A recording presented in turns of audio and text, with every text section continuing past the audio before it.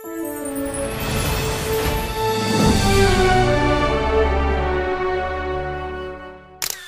दुःख हे नाव आपल्याला एका विचित्र संकल्पनेकडे घेऊन जातं.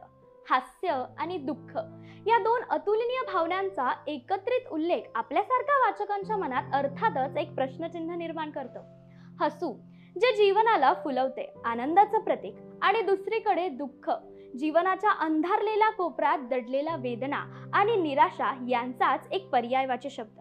पण हसरे दुःख म्हणजे नक्की काय, हा शब्दप्रयोगच आपल्याला एका दुहेरी भावनिक स्थितीत घेऊन जातं. बरं, हसता हसता डोळ्यात पाणी येणं किंवा आनंदाच्या शिखरावर असताना भरून आलेले डोळे, कदाचित यालाच हसरं दुःख म्हणता येईल का? हसरे दुःख या पुस्तकाच्या नावातूनच एक रहस्यमय आभास निर्माण होतो. लेखक नेमकं काय सांगू इच्छितो हे जाणून घेण्याची उत्सुकता वाचकांना पुस्तकाच्या पानांमध्ये खोलवर घेऊन जाते.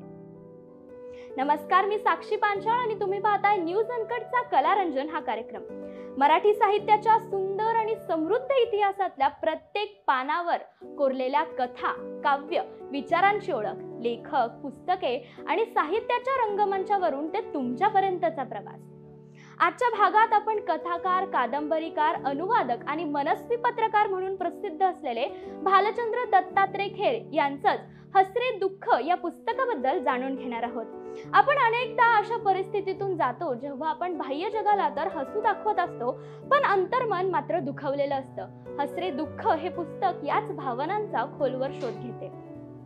विश्वप्रसिद्ध हास्य सम्राट चार्ली चॅप्लिनच्या आयुष्याची ही खरी कहाणी, त्याच्या पडद्यावरील हास्यामागील दुःखद वास्तव, या कलाकाराच्या जीवनातील उतार चढाव, यशा पलीकडचा संघर्ष आणि त्याच्या व्यक्तिमत्वाच्या विविध पैलूंचा सुंदर संगम या पुस्तकात पाहायला मिळतो. चार्ली चॅप्लिनच्या हसऱ्या आयुष्याची ओळख तर आपल्या सर्वांनाच आहे, पण त्याच्या हसऱ्या चेहऱ्यामागील दडलेलं दुःख जर तुम्हाला अनुभवायचं असेल तर त्यासाठी हे पुस्तक अतिशय उत्तम माध्यम ठरू शकतं.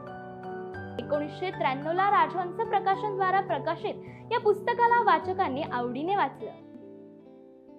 चार्ली चॅप्लिन एक हसवणारा कलाकार नाही, तर तत्वांनी हुशार आणि तितकाच व्यावसायिक दूरदृष्टी असलेला कलाकार आणि निर्माता आहे.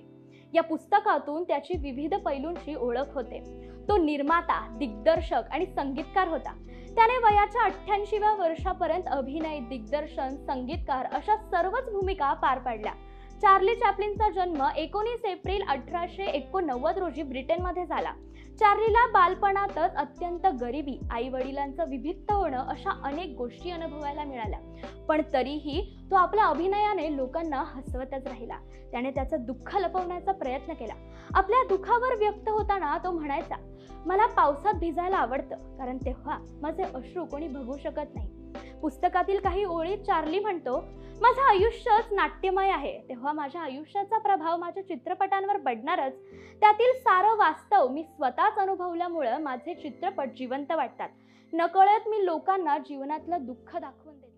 बालपणाच्या संकटापासून ते यश आणि प्रसिद्धीच्या शिखरापर्यंतचा प्रवास, त्याच्या वैयक्तिक आयुष्यातील उतार चढाव, हे सर्व काही एका धाग्यासारखे या पुस्तकातच विणले. यातून चॅप्लिनच्या आत्मविश्वासामागची भीती, त्याच्या एकाकीपणाचा वास्तव चित्रण, लेखकाने चॅप्लिनच्या कलाकारीची प्रेरणा, त्याच्या चित्रपटांचा समाजासाठी असलेला महत्त्वपूर्ण संदेश यांचाही परखडपणे विचार करत हे पुस्तक लिहिले. या पुस्तकातून एखाद्याला जीवन जगण्याचा मार्ग सापडू शकतो. जीवन किती विचित्र असतं आणि आपल्या कष्टाने, जिद्दीने त्याला किती विलक्षण उंचीवर घेऊन जाऊ शकतो हे या पुस्तकाद्वारे समजतं. आपल्या अडचणी ह्या अडचणी नाहीतच हे लक्षात आल्यावर जीवन किती सुखमय होतं. मला किती दुःख आहे अशी सतत तक्रार करणारी व्यक्ती सुद्धा हे पुस्तक वाचल्यावर मी किती सुखी आहे असंच म्हणेल. चार्ली चॅप्लिन याच्या प्रत्येक स्मितहास्यामागे दडलेले अपार वेदना आणि दुःख किती विलक्षण आहे हे त्याचं चरित्र वाचताना अनेक ठिकाणी जेव्हा डोळ्यात पाणी येतं तेव्हाच समजतं. स्वतःचे आयुष्य एक शोकांतिका असून ही जगाला केवळ आपल्या मूक अभिनयाने हसवणारा हा अभिनय सम्राट केवळ वंदनीयच नव्हे तर प्रेरणादायी देखील आहे. प्रत्येकानेच वाचावे असं हे पुस्तक. हसरे दुःख हे फक्त एक पुस्तकच नाही तर जीवन जगण्याची एक पाठशाळा आहे असं म्हणूयात का? चार्ली चॅप्लिनच्या आयुष्यातून आपण अनेक गोष्टी शिकू शकतो. हास्यामागील संवेदनशीलता, संघर्षातून उठण्याची शक्ती, आणि आपल्या कलेद्वारे समाजाचे परिवर्तन करण्याची क्षमता, हे सर्व या पुस्तकात आहे. चार्ली चॅप्लिन याच्यासारखं व्यक्तिमत्व जगात क्वचितच निर्माण होते. त्यांचं जीवन, कारकिर्दीबद्दल जर तुम्हाला जाणून घ्यायचंय तर हसरे दुःख हे नक्कीच वाचा. आशा करते की तुम्हाला देखील हे पुस्तक आवडलं असेल. तुर्तास या भागात इथेच थांबूयात. भेटू कलारंजनच्या पुढील भागात एका नवीन पुस्तकासह. तोपर्यंत वाचन करत राहा आणि पाहत राहा न्यूज अनकट. धन्यवाद.